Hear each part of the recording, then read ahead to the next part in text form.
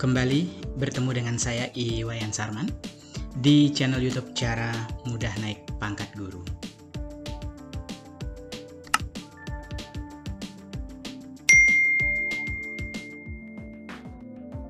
Saya kembali memberikan apresiasi dan terima kasih kepada sahabat guru hebat semua yang telah diskusi dan juga mengajukan beberapa pertanyaan, sehingga pada kesempatan ini saya kembali memberikan panduan kepada sahabat guru, kepala sekolah, dan pengawas pembina untuk menetapkan acuan yang digunakan untuk menelaah RPP berbasis literasi, numerasi, survei karakter, dan survei lingkungan belajar di semua jenjang SD, SMP, SMA, SMK, dan SLB, sehingga format yang akan saya gunakan ini dapat sahabat guru hebat semua untuk menggunakan sekaligus menyesuaikan dengan mapel yang diampu.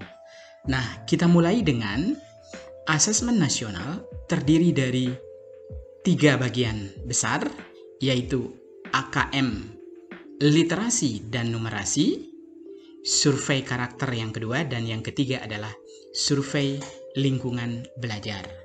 Nah, dari Kemdikbud 2021 itu menyebutkan bahwa ketiga bagian dari asesmen nasional ini akan memberikan informasi untuk mendorong perbaikan mutu pembelajaran di satuan pendidikan.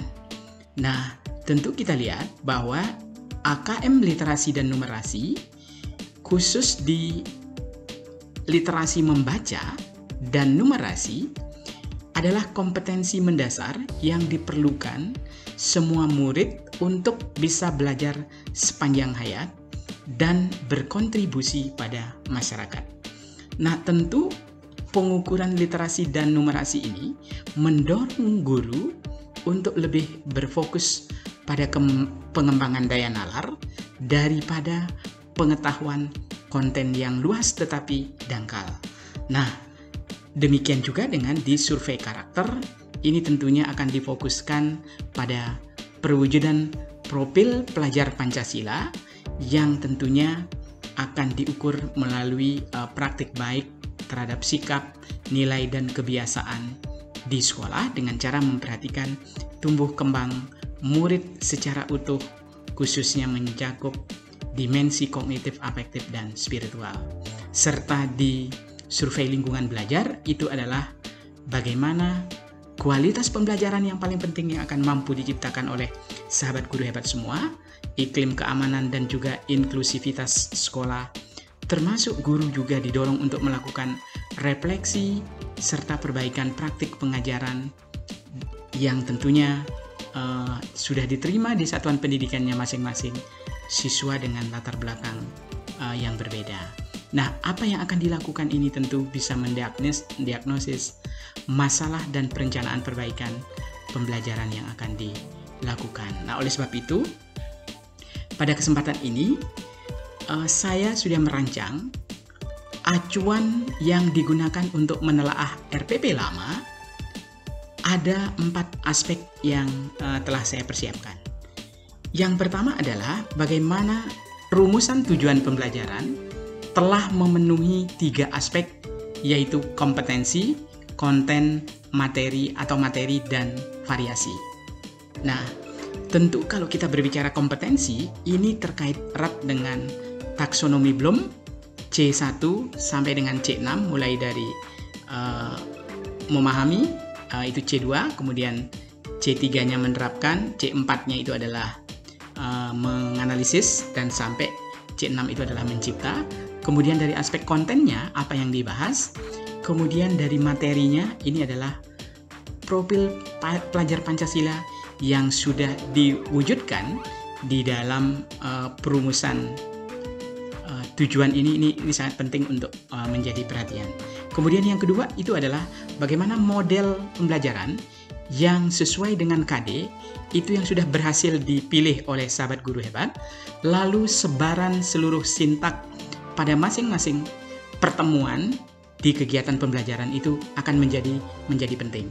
Nah, berikutnya adalah bagaimana pengembangan butir soal sesuai dengan tujuan pembelajaran, serta berdasarkan level pemahaman, penerapan penalaran, dan juga bagaimana soal yang telah dirancang itu mengacu pada literasi dan numerasi yang untuk digunakan mendukung pengembangan dari potensi peserta didik di satuan pendidikan masing-masing. Nah, di terakhir itu adalah bagaimana memasukkan aspek literasi, numerasi, survei karakter, dan survei lingkungan belajar pada kegiatan pembelajaran di kegiatan pendahuluan, inti, dan penutup ini yang menjadi penting.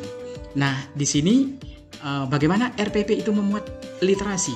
Tentu ada 7 aspek yang di sini menjadi ukuran: mengajak siswa berpendapat, membuat daftar tokoh, menceritakan kembali isi bacaan, mengaitkan isi bacaan dengan lingkungan sekitar, membandingkan isi bacaan dengan bacaan lain pada topik yang sama, menentukan isi bacaan yang disukai dan yang tidak disukai, serta memberikan pertanyaan pemantik agar semua siswa memahami isi bacaan. Nah, agar literasi pada RPP ini sudah bisa direncanakan oleh sahabat guru hebat, maka sahabat guru telah memberikan tugas membaca beberapa literatur kepada siswa. Ini yang paling penting di minggu sebelumnya, sebelum tatap muka akan dilaksanakan. Nah, demikian juga dengan aspek numerasi. Numerasi ini difokuskan bagaimana sahabat guru hebat untuk mengembangkan soal bercerita, bukan pengetahuan matematika langsung, namun dikemas dalam bentuk narasi dan deskripsi, sehingga benar-benar mengajak siswa berpikir dengan membaca ataupun menelaah dari soal tersebut. Kemudian di survei karakter dan survei lingkungan belajar, tadi sudah saya tegaskan bahwa fokusnya itu adalah kepada profil pelajar Pancasila, dan di survei lingkungan belajar bagaimana RPP yang telah dikembangkan ini memberikan pengalaman belajar, siswa terlibat di dalam pemahaman proses saintifik yang diikuti. Tentu ini akan menjadi penting untuk dipahami. Nah, tentu saya bantu di sini dengan sintak model pembelajaran. Yang pertama itu adalah discovery learning. Ini kita pandu dengan ada 6 sintak langkahnya: pemberian stimulus, identifikasi masalah, pengumpulan data, pengolahan data, pembuktian, menarik kesimpulan. Kemudian di inquiry-nya itu ada 5: orientasi masalah, pengumpulan data dan verifikasi, pengumpulan data melalui eksperimen, pengorganisasian dan formulasi eksplanasi, serta yang terakhir di sini adalah analisis proses inquiry-nya. Nah, di project based learning-nya itu mulai ada 5 sintaknya: penentuan proyek, perancangan langkah-langkah penyelesaian proyek, penyusunan jadwal pelaksanaan proyek, penyelesaian proyek dengan fasilitasi dan monitoring guru, serta penyusunan laporan dan presentasi publikasi hasil proyek. Nah, ini tentu mengajak kita semua untuk sahabat guru, mari kita mulai dengan menelaah contoh RPP agar memenuhi konsep literasi, numerasi, dan juga survei karakter, survei lingkungan belajar. Nah, acuan 4 yang sudah saya pandu di depan, mulai dari memperbaiki rumusan tujuan pembelajaran, maka kita langsung cek kesesuaiannya. Identitas sudah ada, KD dan IPK-nya juga sudah ada. Ini saya ambilkan contoh dari kimia. Yang paling penting untuk disimak itu adalah kesesuaian indikator, itu boleh dicek. Boleh langsung ke tujuan. Nah, perumusan tujuan ini yang paling penting. Di perumusan tujuan tadi sudah saya sebutkan agar memenuhi aspek kompetensi. Kompetensinya itu mulai dari setelah membandingkan. Berarti di sini adalah membandingkan ini yang kompetensi. Kemudian di teorinya itu kontennya itu adalah teori PCPR dan domain elektron, serta menyampaikan pendapat. Nah, menyampaikan pendapat inilah yang termasuk literasi dan numerasi yang memang penting untuk digali dari keterlibatan peserta didik. Nah, kemudian di pertemuan tujuan yang kedua, siswa menganalisis kesesuaian contoh bentuk molekul dan seterusnya. Artinya di sini menganalisis ini adalah kompetensi, contoh bentuk molekul ini adalah termasuk konten dan materi, serta secara mandiri dan tepat dan akurat ini termasuk variasinya, yaitu profil pelajar Pancasilanya. Nah, dari tujuan ini sudah kita telaah, sudah sesuai, maka tahap berikutnya adalah langsung kita memilah, mengelompokkan mana tujuan yang termasuk di pertemuan 1, ya, seperti di sini contohnya. Kita sudah menyiapkan semuanya ada 7 tujuan. Dari 7 tujuan ini kita bagi menjadi pertemuannya ada 3 pertemuan. Pertemuan 1, tujuan 1-2, pertemuan 2, tujuan 3-5 di sini. Kemudian pertemuan 3, 6-7. Nah, tentu di sini aspek kesesuaian tujuan itu sudah kita wujudkan, mulai dari pemenuhan kompetensi, konten atau materi, dan juga variasi. Di sini di nomor 7 melakukan presentasi hasil rancangan bentuk molekul, presentasi ya, melakukan presentasi. Lalu bentuk molekulnya ini adalah konten atau materi. Kemudian ujungnya di sini juga siswa membuatnya ini juga adalah termasuk sekali lagi ini juga kompetensi. Jadi ada kompetensi di sini 2, ada presentasi dan juga membuat peta pikiran, serta bentuk molekulnya sama-sama itu adalah konten dan materinya. Secara kreatif dan menarik secara berkelompok, inilah yang termasuk profil pelajar Pancasilanya, variasinya. Nah, lalu bagaimana kita membagi tujuan yang ada untuk kita masukkan ke dalam kegiatan pendahuluan, inti, dan penutup? Nah, kita langsung mulai dari kegiatan bawah sintak dari yang kita pilih ini adalah problem based learning. Itu yang pertama, orientasi peserta didik kepada masalah. Kemudian karena ini fokus kepada STEM, maka kita jelaskan bagaimana literasi sainsnya, termasuk literasi teknologi, literasi rekayasa teknik, literasi seni, literasi matematikanya.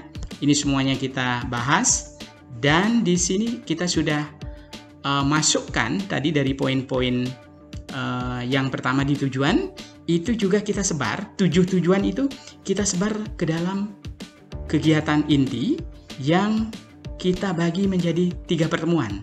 Nah, sehingga di 3 pertemuan inilah sintak dari problem based learning itu kita selesaikan sampai kepada kita lihat di fase yang kelima, yaitu menganalisis dan mengevaluasi proses pemecahan masalah. Nah, lalu di warna kuning, di sini saya sudah berikan, di pola warna kuning inilah tujuan pembelajaran yang ada 7 tadi kita sebar. Di pertemuan yang pertama, itu ada 1 dan 2. Kita bisa cek, ada 2 tujuan yang berwarna kuning. Nah, ini ada 2 tujuan. Kemudian di pertemuan kedua itu ada 3 tujuan. Ini yang pertama, setelah mengetahui rumus kimia dan seterusnya. Nah, ini yang terakhir. Dan lalu di pertemuan 3 itu ada 2. Nah, lalu di sini juga kita sudah pandu. Yang warna biru, kita cek dari depan. Warna biru ini adalah mewakili dari literasi. Nah, di literasinya inilah yang penting. Guru mengajak siswa berpendapat terkait sumber bacaan bentuk molekul, menceritakan kembali isi bacaan, mengaitkan isi bacaan dengan lingkungan sekitar, maupun membandingkan isi bacaan lain dengan topik yang berbeda. Nah, ini tentu memberikan sesuatu yang bagus untuk berkesempatan anak-anak mengemukakan pendapat, sehingga literasinya benar bisa dikembangkan. Nah, terus di langkah yang berikutnya itu adalah bagaimana siswa mampu merefleksi isi teks pada hal lain di dirinya atau di lingkungannya. Tentu pertanyaannya adalah, apakah isi teks bacaan relevan dengan kehidupan saat ini? Pengetahuan atau wawasan apa yang didapatkan dari bacaan tersebut? Apakah ada hal pengetahuan dari diri Anda yang menjadi berubah setelah membaca teks? Nah, itulah aspek literasi dan numerasi yang juga penting untuk terus dikembangkan di dalam perencanaan RPP yang sudah berhasil sahabat guru hebat terancang, termasuk di butir soalnya. Nah, tentu ini memberikan kesempatan kepada sahabat guru hebat untuk terus memberikan feedback dan umpan balik kepada siswa agar kegiatan pembelajaran itu benar-benar dapat berjalan dengan baik. Tentu bisa memberikan apresiasi dan motivasi peserta didik di dalam kerja tugas yang telah diselesaikan. Nah, boleh memberikan pertanyaan lanjutan menurut pendapat Anda bagaimana hal tersebut dapat terjadi. Boleh juga disertai dengan bentuk feedbacknya itu umpan baliknya. Penjelasan di tugas sudah baik, namun perlu satu contoh pada soal tersebut. Ya, penjelasannya saja sudah cukup, tapi langkah lebih baiknya kalau ada contoh. Menarik sekali paparanmu. Ini belum pernah terpikirkan sebelumnya. Solusi alternatifnya ini berupa apa? Nah, ini terus bisa dikembangkan. Nah, tentu ini mudah-mudahan membantu sahabat guru hebat semua. Acuan menelaah RPP lama secara 4 aspek tadi mudah-mudahan membantu sehingga memiliki rasa percaya diri untuk mengupdate RPP sekaligus juga mengimplementasikan RPP yang telah direncanakan dengan baik. Semoga bermanfaat. Salam sehat dan sukses selalu untuk sahabat guru hebat semuanya.